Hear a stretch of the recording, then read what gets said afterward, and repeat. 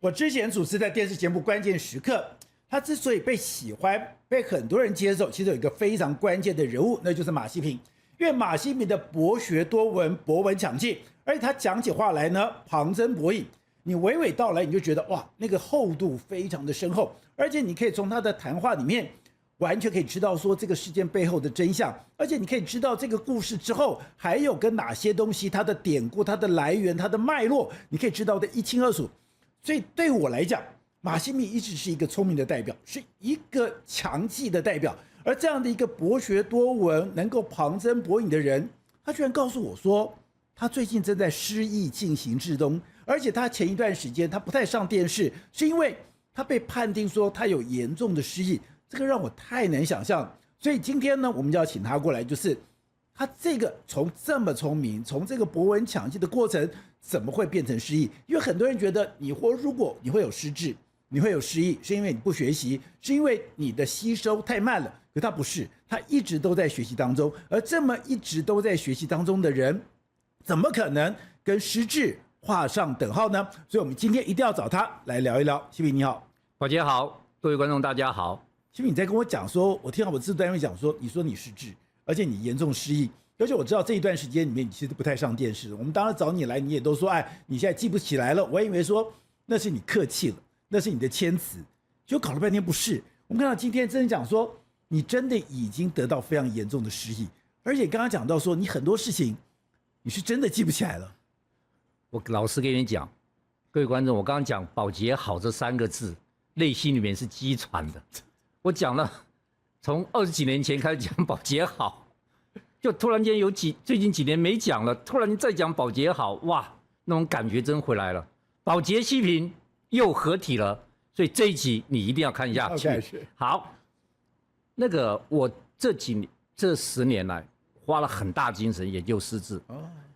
我立志做失智大使，因为失智海啸已经来袭了，对，它世纪疾病了。那宝杰刚不相信，其实我也很悲伤啊。别人说我上知天文下知地理，对呀，那等到人家问你什么都答不出来，人家说哦，给先的。然后还有人说我以前上节目是练大字报，对，那现在失智之后不是更惨了吗？不是，我要补充一下，就是很多人都觉得我们的关键是背的，其实当然我们会给马老师题目，是。可是我最惊讶的是说，我不管给他什么题目，我给他讲气象的题目，我给他讲历史的题目，我给他任何东西，他都可以生出一堆我从来没有知道、我从来没有办法想象的故事在后面。而且刚刚讲到的，他在关键的时刻，他常常一个人就独自了讲了5分钟、10分钟，曾经讲过20分钟。他讲20分钟是从来没有间断，我也在旁边就这样听着，完全不间断。等于说他就算是背稿，你也背了20分钟。那你怎么会跟失智有关系呢？以前的关键时刻是一镜到底的，是不能 NG 的。哇，那时候真是滔滔不绝，好如长江大河。幸好后来可以 NG 了。我第一次讲不出名字来是行政院长江宜桦，他一下脑袋断掉了，从此就越来越严重，越来越严重，我就很多东西开始记不起来，尤其是一些古文明的。我跟你讲，我这个什么时候开始特别开始觉得自己越来越严重？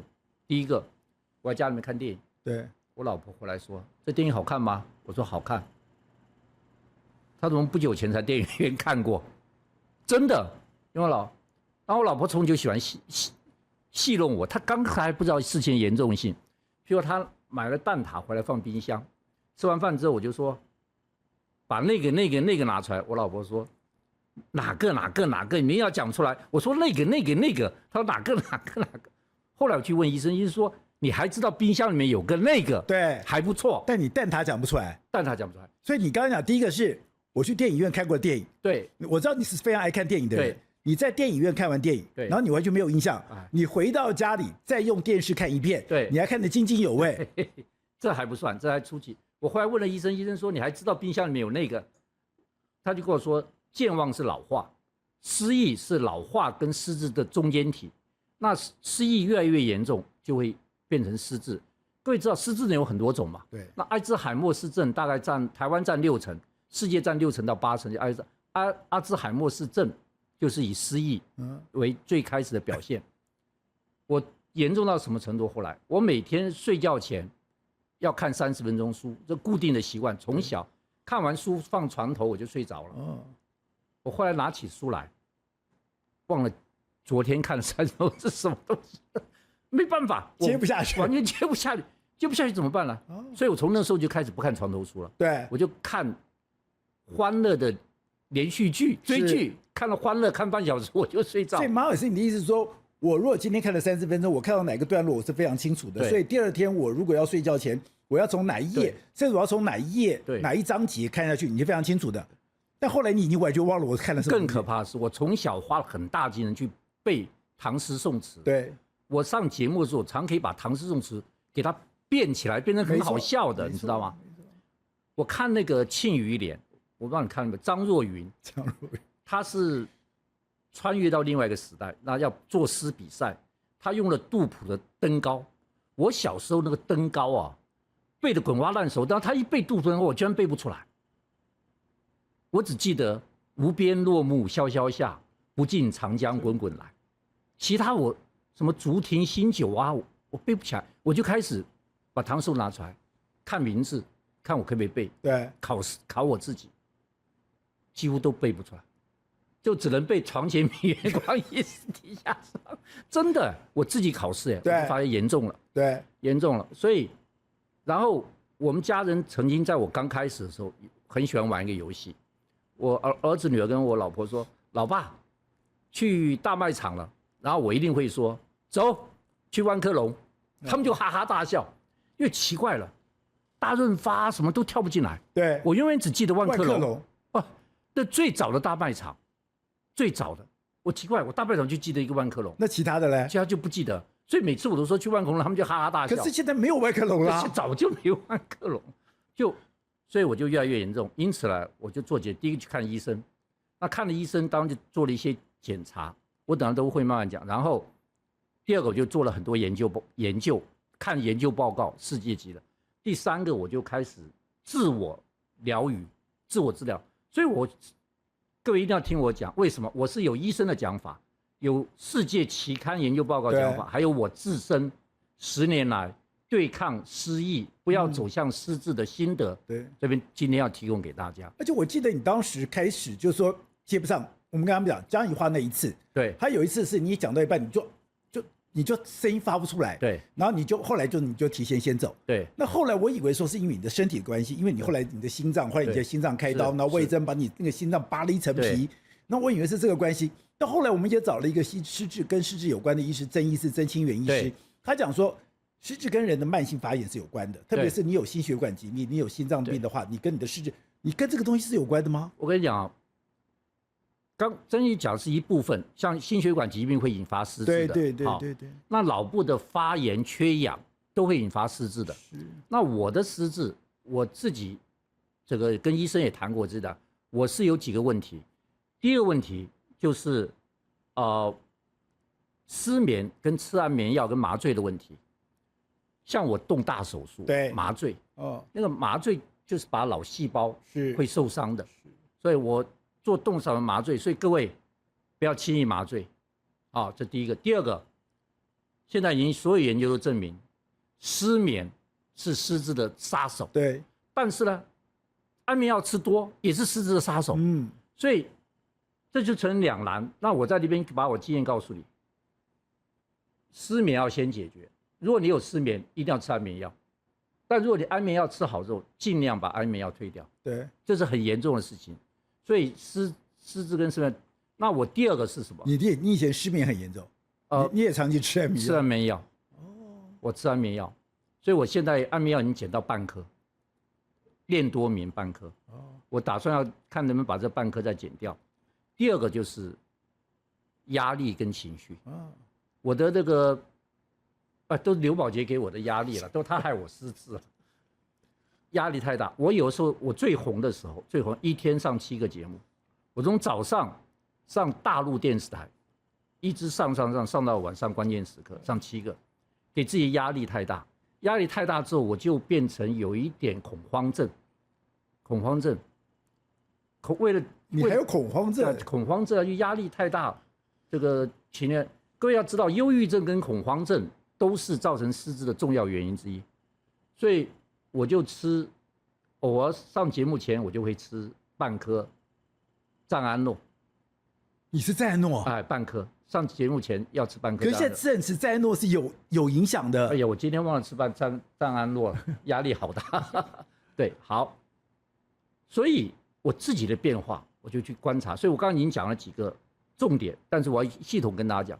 各位看一下，我失忆，记得女友数量，很有趣。对。然后再看下一个，我更有趣。我失忆，想不起仇人是谁。那我现在情况越来越好，仇人一个一个浮上来了，而且这是记忆越来越好的后遗症。马老师，你特别提到你刚才讲的说，你在等于说你有重度失忆，而且你的可怕的是说那个失忆是迈向失智的一个过程。对。可是你警觉到了，因为你刚刚讲你看电影发现，哎，你要看电影怎么？我看过电影，我居然忘了，我居然这个所谓的蛋挞这个名字我居然记不得了，我永远记得只有万客隆，万客隆已经没了。对。我们大卖场我记不得，所以你马上治疗，你马上就开始改善。你刚刚讲改善你的睡眠，改善你吃安眠药，改善你的整个情绪，你的失忆是可以回转的。好，我严重失忆之后哈，我就当看了很多医生，也读了很多。我先要这边讲一下，我特别感谢恩主公名誉副院长这个陈昌明医师啊，我给他偷学了很多。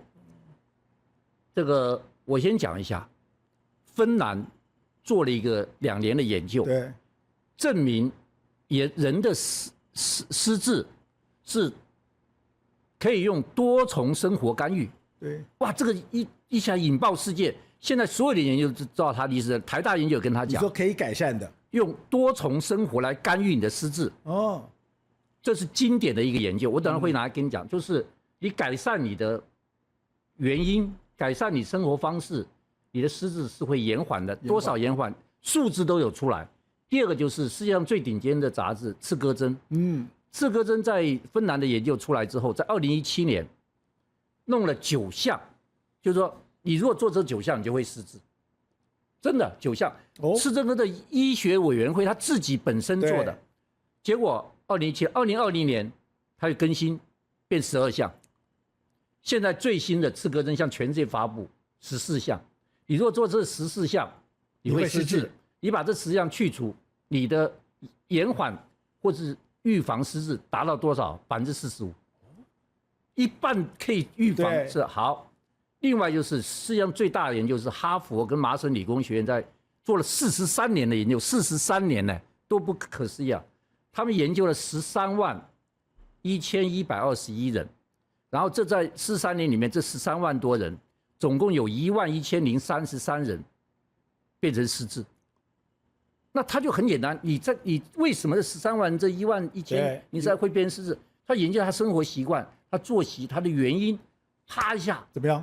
哇！我现在要给你讲的一个重点哈，就是到底这些顶尖研究，我看了40几篇研究，这些顶尖研究到底怎么样可以让我们在生活里面，我们平常而且很多是你这辈子想不到的，你听我的这个讲，你一定会哇，怎么会是这个样子？因为你讲到就是这个就是孟格，也就是巴菲特最好的朋友。孟格曾经讲过，他说我没有办法教你怎么成功，但是我可以知道说我怎么做我会不成功。对，所以我只要避开不成功，就是我只要避开我失败，那我成功的几率就很高。是，跟你讲这个就很重点啊，就是如果我知道，就我现在当然要预防失智。对，预防失智我也不知道怎么预防它，可是我有哪些东西我会必然造成失智？对，所以我必然会造成失智那几项，你刚刚讲14项，对，我就不要做。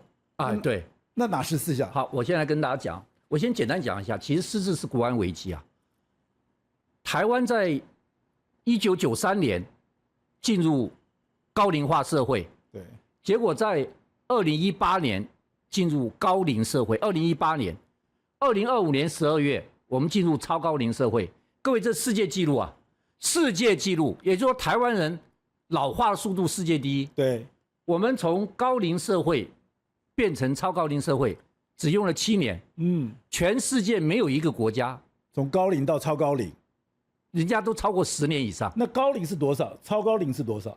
高龄就是你的65岁人口，65岁以上是高龄，超过14%，总人口14%，不，65岁人口的14%，超高龄就超过20%。哦，就是你的60岁以上人口占了社会20%了。对，我们在2015年12月就达到了，而且我们老化的速度世界第一，这第一个。第二个，你知道这个可能大家都不知道，政府的研究正式公布，2065年台湾剩多少人？1200万人，少一半，少一半，台湾少一半。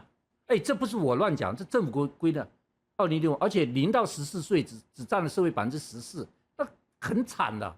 最重要一点事情来了，失智海啸，台湾现在60岁以上人口，你知道失智占多少？占8%了。而且我告诉各位，10年后翻倍，10年后翻倍是。然后我再给女性朋友讲一个，女性比男性多。台湾失智人口，女性65岁以上人口，女性占了9.35%，男性6.36%。对，所以女性高这么多。我告诉你，在落后国家，女性是2/3，男性1/3。我讲的当然是阿兹海默氏症啊，对，像路易斯体症，当然失智有很多种啊。路易斯体症就是男多于女了。好，那下面我要跟大家正式讲，你一定要听我仔细讲，你要如何像我一样预防？因为宝杰，我真的跟你讲，当你轻度失智到死亡，现在有研究报告，3年到10年，3年到10年，3年到10年。你说轻度失智到死亡就要3年？3年到10年。但是呢，当你脑袋出现坏东西，所以坏东西就是贝塔类淀粉蛋白，类淀粉蛋白，贝塔类淀粉蛋白出现，到你出现轻微失智20年。哦，所以这20年才是你的关键期。你不要说，哎呀，我不会失智啦，说这那是给失智人看了，错了。我是给这20年期间，对，你可以预防的，你可以延缓的，你可以阻止的。是，我是给这些年轻中壮年人听的。哦，所以你如果发现你轻度失智的前面你有20年的算潜伏期吗？潜伏期，算潜伏期。对，你会健忘，会失忆，然后到失智，但这中间你是可以改善、可以预防、可以延缓的。来，仔细听我讲几个你不知道。当然我先简单讲，第一个就是当然有遗传，遗传现在很简单，一抽血6个遗传基因，这个我们就不要详细讲，遗传是会造成失智的。第二个外伤，我告诉各位，郝柏村有一段时间出现失智状况，因为他拉铁门撞到头。许新良有一阵子出现失智状况，你知道怎么发生的？为什么？鸡蛋打到头，鸡蛋打到头都会。我跟最新的那个有个网红叫伯恩，对不对？他老爸是脑血管顶尖专家，他去滑雪撞头，他说他现在出现失忆状况。怎么可能这么聪明？所以就不要撞到头，好，不要撞到头。就头要保护好，头要保护好。好，第二组要听清楚，就疾病。马老师有什么疾病？心血管疾病、甲状腺低下、睡眠呼吸中止症。我不是要讲这些，我要跟大家讲几件事情。第一件事情，宝健绝对没听过，眼睛不好，耳朵不好，牙齿不好，失智。好，眼睛、耳朵、牙齿，因为他们跟头最接近。好，各位观众要听清楚了，我不是给老人家讲的这一段。来，宝杰，这是我来上节目第一件重要的事情。我们讲刺胳针，对，14项，排的第一名是什么？排第一名是什么？听力下降。听力下降是失智危险因子第一名，第一个征兆，第一名。所以现在年轻人每天拿个耳机放这边，打电脑游戏，然后跑步重金属，是我告诉你，都是失智的高危险群啊。所以今天我讲第一个这个，所以听力的衰减是失智的第一步，第一名。第一名在刺胳针世界最顶尖的杂志里面，他把失智这个听力下降列为第一名。第二个，眼睛视力不好会造成失智，因为眼睛的神经跟脑神经最近。对，我不能没时间讲，现在全世界最伟大的医学工程就是让人长生不老，永生。我问你们，永生就3中因子可以造成永生。现在永生的第一步研究什么？失明。现在已经让失明的老鼠跟失明的猴子重见光明，所以就代表眼睛不好，对，是很重要。再来一个牙齿，我们在讲耳聪目明是真的有道理。我要跟大家讲个，你们绝对不知道，这是我来第二重要的。牙齿不能少于20颗，少于20颗你失智。这谁做的研究？这是日本厚生省，对，厚生省就是我们的卫福部，对，厚生省把因为日本老人最多嘛，他们在2024年定了失智症基本法，失智症基本法居然是全世界第一个为失智症定法律的。厚生省做了一个研究，发觉人的牙齿少于20颗，失智增加5倍以上。所以现在日本是全世界第一个定的8020计划。你知道什么叫8020计划？什么的？全日本80岁以上的老人不准有一个牙齿低于20颗。8020。对，那我装假牙也可以吗？假牙算，所以全日本80岁以上老人不能少于20颗。所以我嘴巴里面不管真的牙齿、假的牙齿，我一定要20颗以上。20颗以上。那我要20颗以上，我才可以咀嚼。它是因为咀嚼的关系吗？对，反正各种关系啦，对，讲话啦、咀嚼啦，什么都有影响。因为有人讲说，你的咀嚼会刺激到你的脑神经，而且还有讲说，之前你不是提过吗？你当时的心脏，你就是怀疑说你有一次是牙齿没治好。对，牙齿没治好的时候，它其实会有些病菌。对，而这个病菌呢，它会到2个地方，有的时候会到脑，有的时候会到心脏。对，所以牙齿不好的话，你的脑跟你的心脏都可能会出现问题。好，那我再来讲，各位，除了牙齿眼睛有的三高糖尿病，这是一定的。三高糖尿病，在三高糖尿病里面，最重要的就是坏胆固醇，就低密度胆固醇。低密度胆固醇，在刺胳针的研究里面，各位，低密度胆固醇第一次是在第3名，第2次也是在第3名。趴下最新的，它跟听力下降，听力下降永远是3次都第1名。对，跟听力下降跟胆固醇过高和都是第1名。哦，我一看这个之后，我就把胆固醇下降了。对，各位来看上面是我的检验报告。你的第15项。对，第10项是总胆固醇。总胆固醇202。第12项是三酸甘油脂160，然后第15项是坏胆固醇141。好，记了200多的。你知道我多少吗？我158。你这不行，好来看我现在控制的。为什么我现在讲话能够这么来？下一张看我控制的。哦，控制的。哎，好，这是我最新的，我的总胆固醇第一个变90，从200多变90。对。我的第3个，我的三酸甘油脂从160变80。哦，降一半了。降一半。来，我们再看下一张坏，各位看。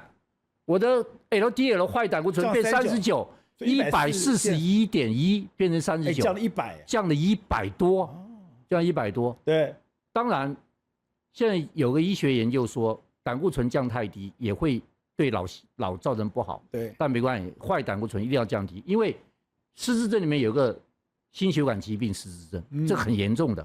那心血管是不是你把坏胆固醇降低，你心血管疾病会改善？同样也改善失智。非常谢谢您的留言，而您的留言我们都会来仔细的阅读。我们非常谢谢施娜77，你说谢谢我们的制作团队的精良内容，他小小心意，我们也感受到你的心意，我们也会努力的来制作您喜欢的一个内容。那我们也非常的感谢这个是 Bo Dream Came True Bo。然后呢，你说谢谢我的用心访问，你谢谢洪医师认真教学有关肾的健康这个知识。现在对于这种健康医疗是我们在网络的部分非常认真要耕耘的一块。我们当然希望台湾未来是一个强壮的国家，台湾未来也是一个伟大而这个健康的国家。另外，我们也感谢了这个 QB Jackie。那你说我们导正了台湾往正向的道路的无形力量，这就是我们努力的方向。因为我们相信说，走对方向，走正确的路，比什么都还重要。那我们也非常谢谢这个 Albert 王，他说你深有同感，从大中小去观看事情，希望能够找到不同的产业来说说他们的成长趋势。我们知道现在台湾的整个产业趋势是呈现一个大爆发的状况，现在连韩国都非常的紧张，所以未来我们也会多报道这种产业趋势。我们希望大家共同来成长。另外就是非常谢谢林立清 D2S， 他说你现在看到了伊隆马斯克的打不败神话，现在台积电的50公里的强大供应链，我们现在也会针对这些国际趋势，而且在整个国际变化的当中，台湾我们到底扮演什么样的一个角色？然后，那我们也看到了，另外就是这个 Lovely 这个您提到的，就是说感谢我们精辟的见解，把台湾的情势诠释得非常的清楚。这就是我们现在要努力的方向，因为台湾一直在往前走，台湾的往前走，我们要相信台湾。另外就是这个所谓的7-5里面，你特别就是感谢，我们也感受到您的这个对我们的肯定。我们真的非常谢谢。另外就是这个蓝静，您说谢谢我们制作优质的节目，他是一个退休人士，支持台湾，我们也希望整个台湾一起来进步。另外就是这个 Boy K， 然后呢，你说谢谢我们提供这个内容，然后您说您是政大传院的学生，那我们也非常谢谢你喜欢我们的节目，我们也会非常努力的来感谢您对我们的一个喜爱。另外就是 Kenny KH4TC， 那你说很久没有看到宋老师了，那就宋国成宋老师。那你当然我们在两岸国际之间，我们也会多做这样的一个报道，甚至就是一个 Helen Pan。然后呢，你说谢谢明老师，明老师是我们非常重要的访问的来宾，未来他也会定期来上我们的节目。非常感谢你们这个喜欢我们也会非常认真，您非常感谢，因为这么多人喜欢我，对我们来讲那是一种责任，那也是一种我们需要的这种所谓的使命，我们会好好的把这些工作做好，谢谢。